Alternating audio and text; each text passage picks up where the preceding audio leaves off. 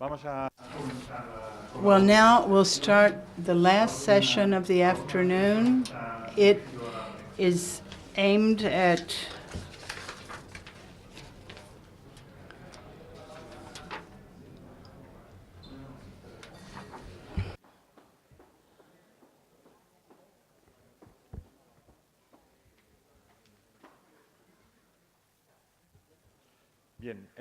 well, as I said, the last session aims to discuss access to medication and community health centers.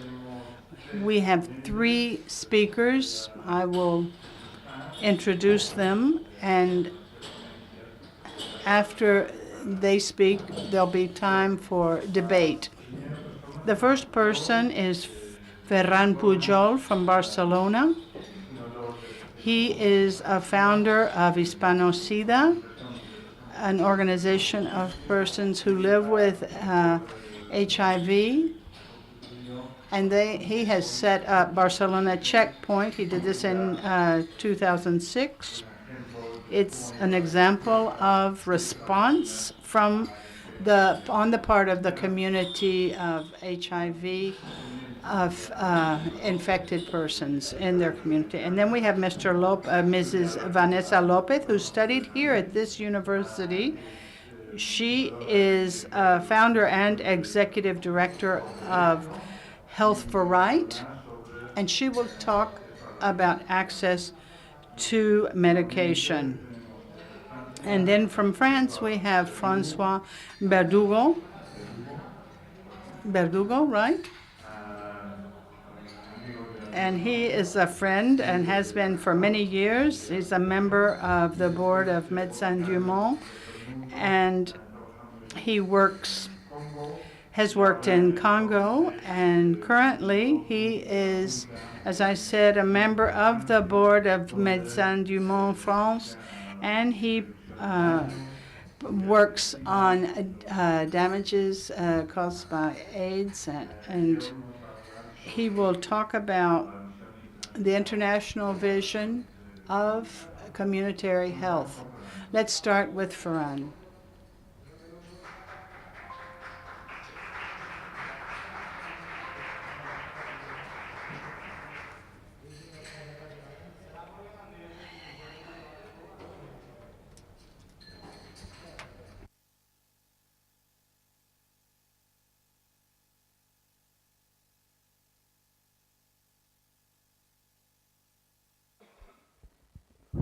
Buenas tardes.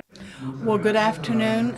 I'd like to thank the organization for having invited me, especially Poveda, and I'm so happy that my husband is moderating me for the first time ever in all these years of activism. Having said this, in the next few minutes, I'll try to present to you the strategies, the global strategies that from Barcelona Checkpoint we have taken on and we conduct in order to make early diagnosis of HIV, but not just that, but also we try to approximate ourselves to detection of incidents of infection and to end this epidemic. First off, many of you know this, have these data, but I'd like to just go over them in case you've not seen them. The diagnosis of HIV has increased 44% from 2005 to 2015. We can see that this is the only population group where the epidemic has risen and not decreased.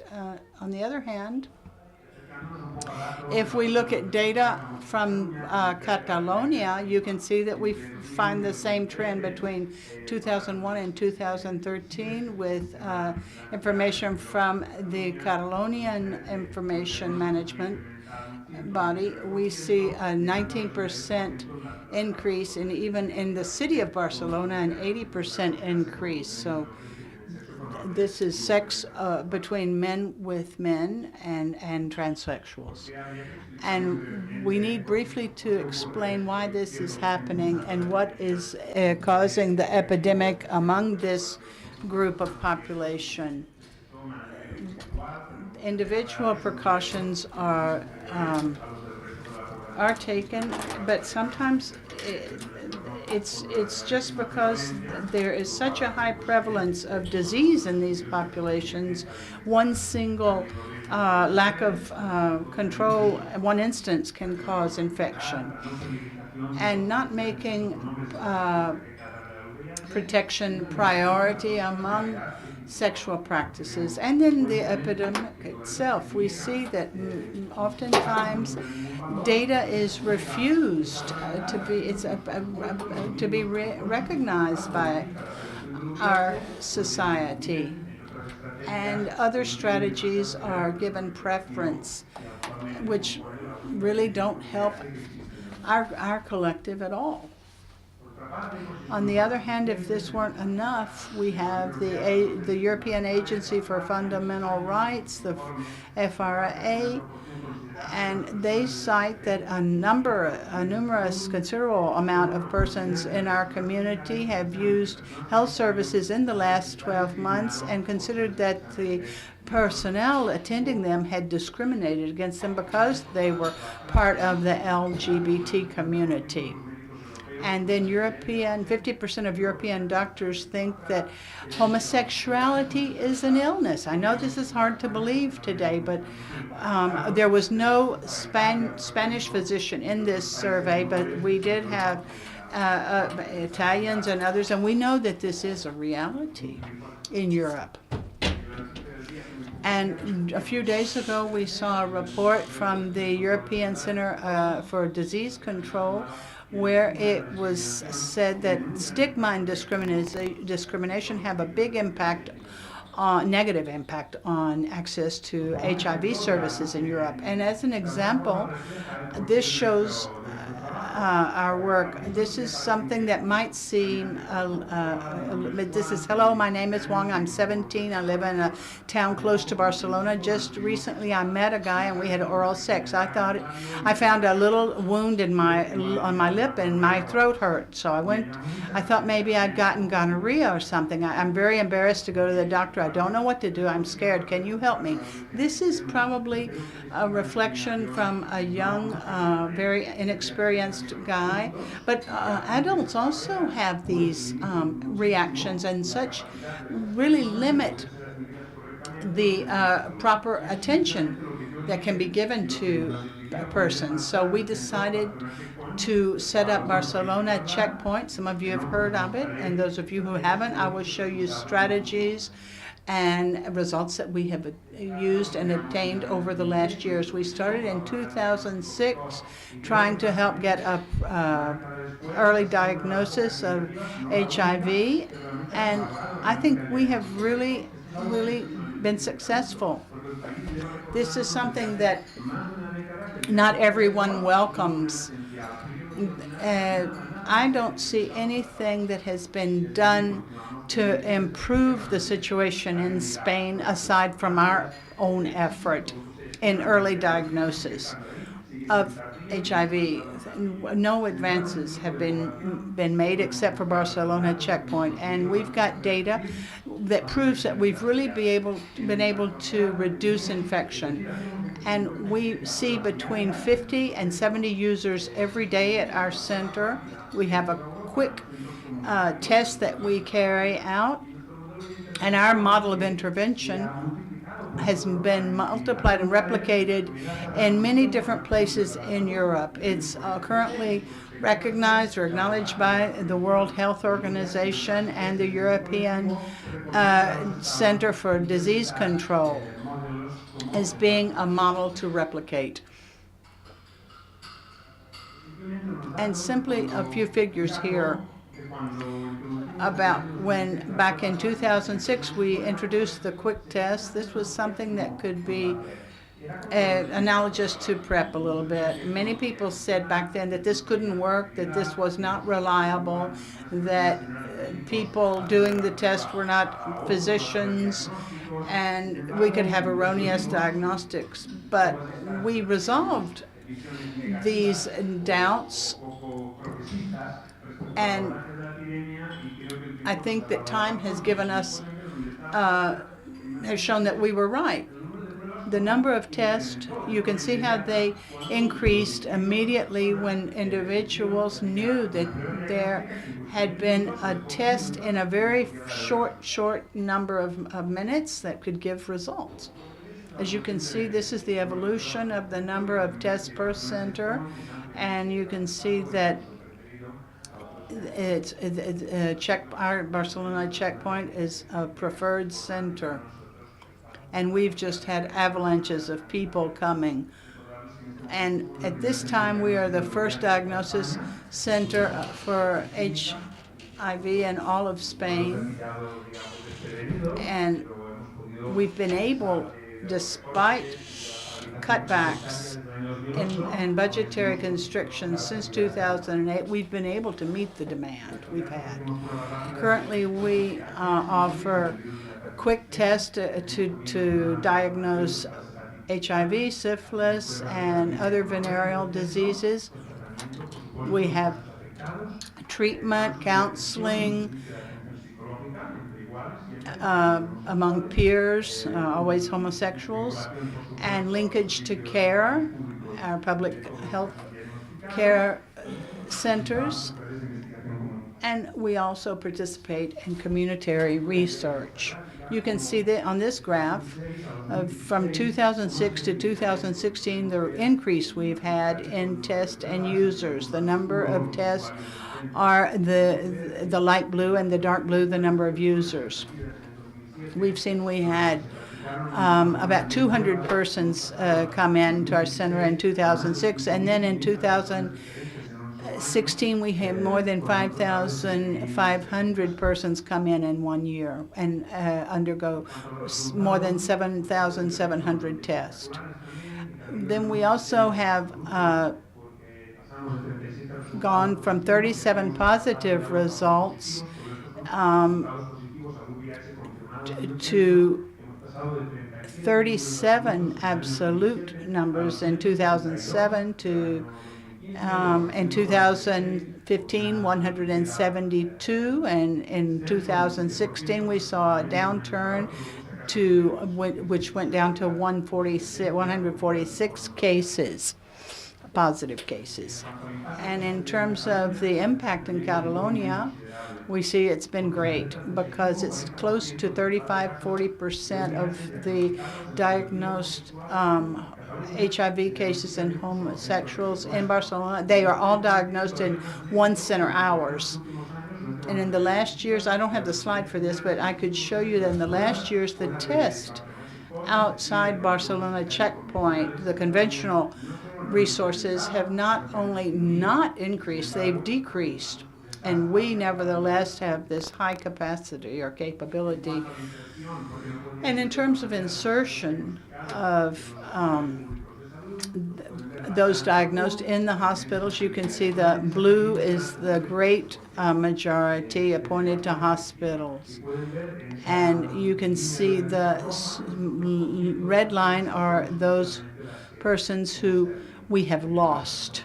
We can't guarantee that at this point in time they are linked to any healthcare center.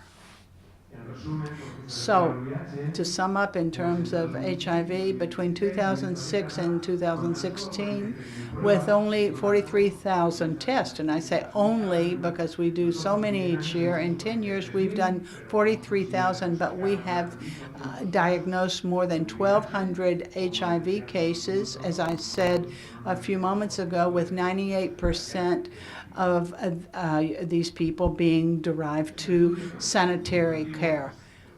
And this is old. This is from 2012, 2007 to 2012, but it's important to show you it's from the Carlos III Center in Madrid. The number of quick test reactive test, quick test in non-clinical centers. If we look at Catalonia, we can see there were 878 tests, and you can see the contribution of Barcelona checkpoint, 71%, much above saunas and pharmacy checkpoints of where tests were made. And then the Barcelona checkpoint showed capabilities to be the predominant alternative for diagnosis of homosexual men. And then we're very quick, and we're quicker as time goes by and making earlier diagnosis as time goes by.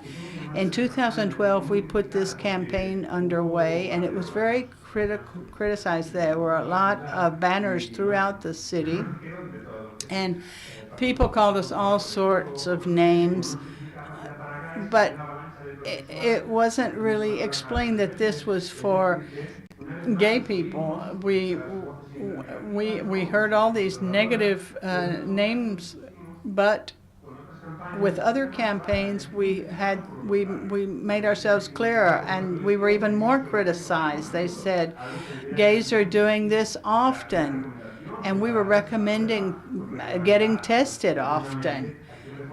And here we were reinforcing the fact that if we couldn't do these, use a condom all the time, we should get tested every 3 months. And I'd like to be more choral here, and less stigmatized. So we included everyone here in a campaign. And being more inclusive seems to have been something more accepted by everyone.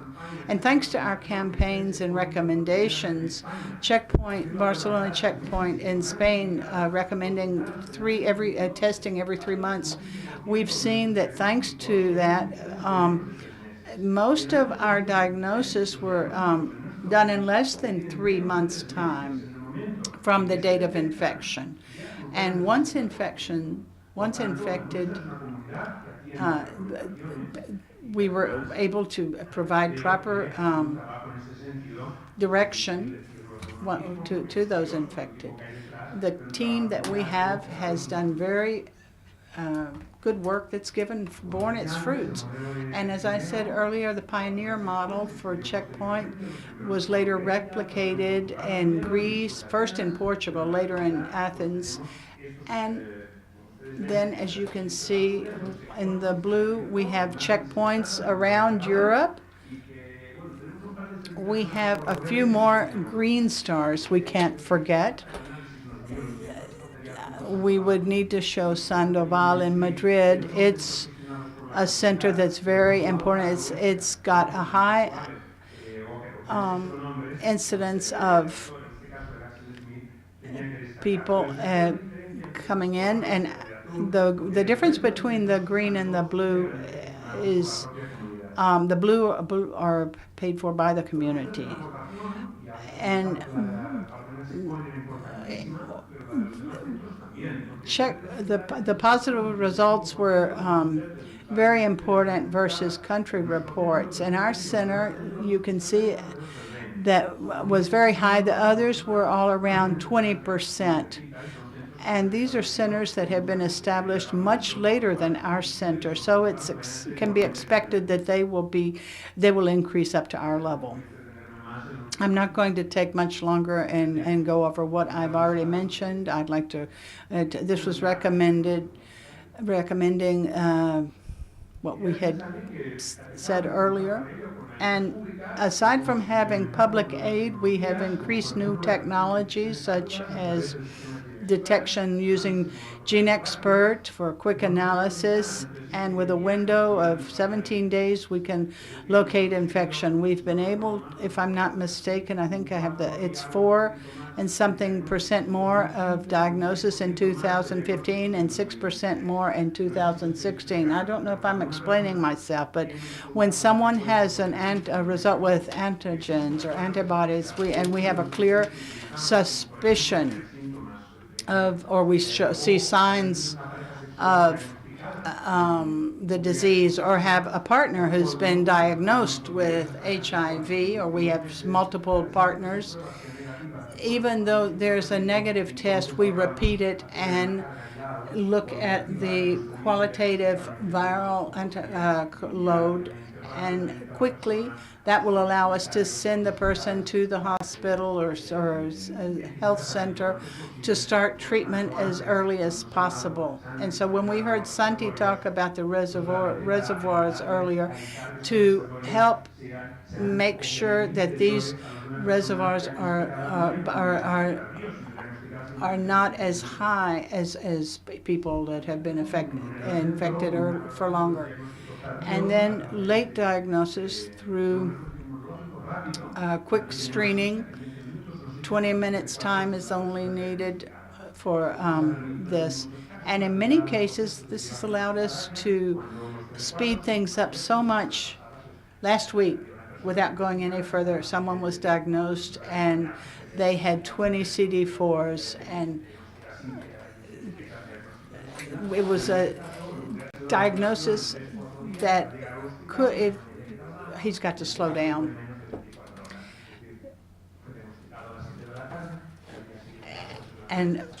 But we diagnosed him one evening, and the next morning he was at the hospital. And we've got to be able to see in the hospital centers what's being done, and not just diagnose, but also help them. Okay, sorry, I forgot there was translation. I would try to use slow.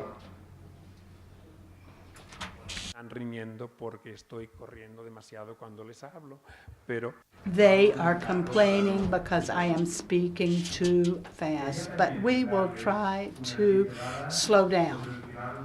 I would like to give you some information on screening, especially with gonorrhea. We can see here that in the year 2015, about 837 persons evaluated, we saw 188 infections. And in 2016,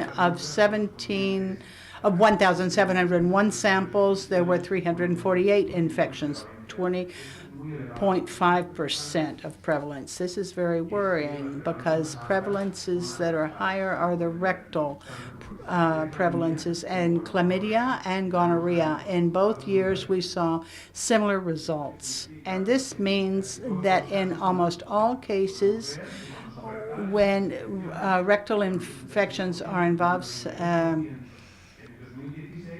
the person was not aware of the infection. And these are both pathologies that are easily treatable and curable. So therefore, well, we'll continue, therefore. Early diagnosis of infection and linkage to care. This has been mentioned several times today.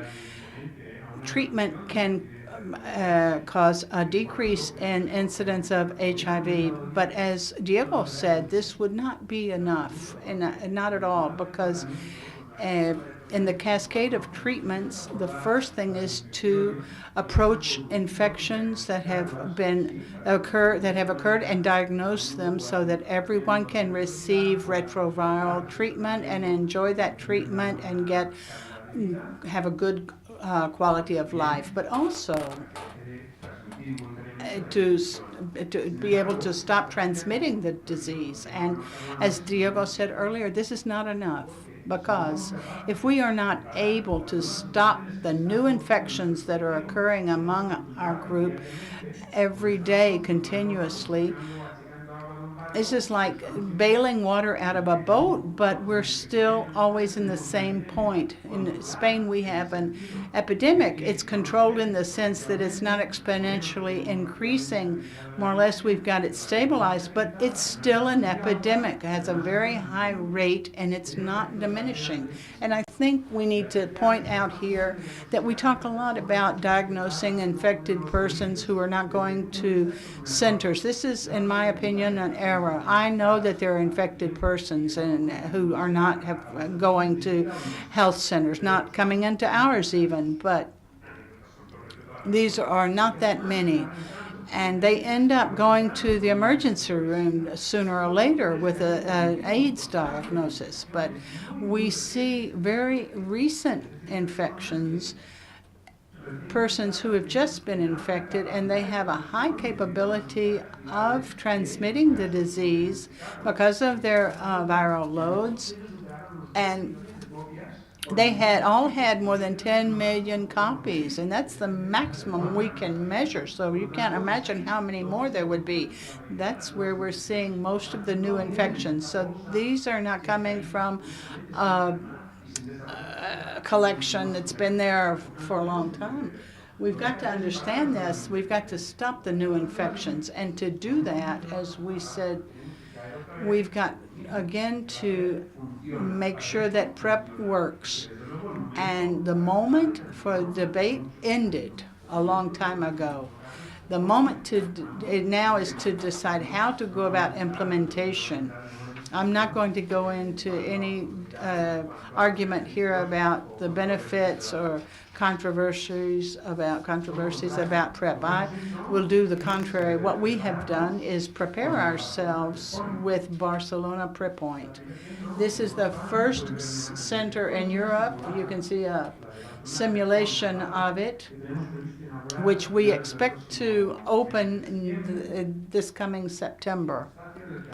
It's a space that's, the work has already started preparing our office, and you can see we will have medical offices, we will have labs for molecular analysis, 2 different places, one which is for diagnosis of HIV and other illnesses, and then we have pre-exposure area. This is something we hope to see replicated just as Barcelona Checkpoint.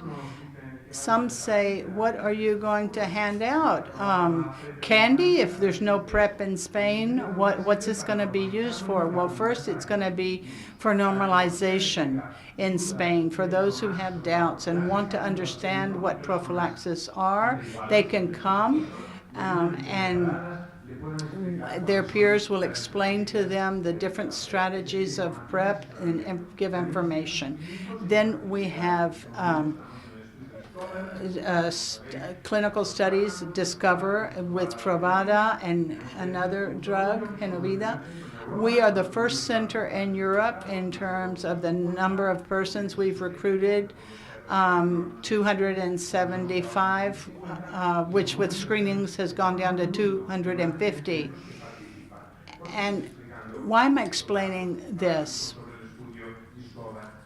about Discover? Even though these are not strictly Truvada studies, but we've seen the big influx of persons who came in to get PrEP. And when the study stopped, we had more than 100 other persons who met the requirements for participation in the study but couldn't be included. I'd also like to point out that SegiPrep is a program that we are already carrying out in Checkpoint. We have more than 50 people involved. They are doing PrEP on their own with supervision, medical supervision that they receive at our center. And we hope in October, when this center is open, many of these persons, we will see many more persons come in who are doing the same. And we have some data on this that we have gotten from dating applications that are widely used for sex among men. And of course there can be people who are saying that they're in PrEP instead of doing other treatments. But we see that the figures are growing, and we have not done any sort of publicity campaigns, really. But I think this is we can do a good job, and we can also help stop the use of bad drugs. We'll see the formal following that we get, and look at our figures of statistics to see if we can become a model for PrEP in Spain. We're following PrEP with all sorts of tests. We just have to add PrEP in for our users. And so ultimately, in Spain as in the rest of Western Europe, the epidemic of HIV is mainly masculine and homosexual, and occurs mainly in large urban areas. It needs a specific plan with tests directed against HIV.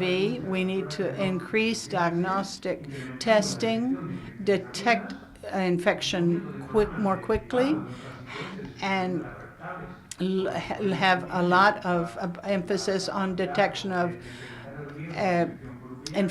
anal infections, and of course implement PrEP as soon as possible. We have an exceptional capacity to implement this action plan aiming at vulnerable collectives.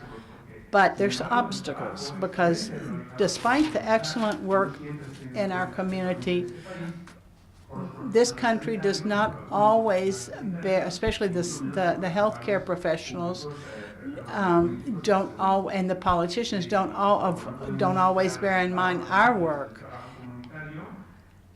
And we have to be properly valued by our institutions to get international recognition. And I would like to thank all of the team, the staff, the volunteers at Checkpoint. This is sort of an old photo, but here they are, and I'd like to thank you for your attention.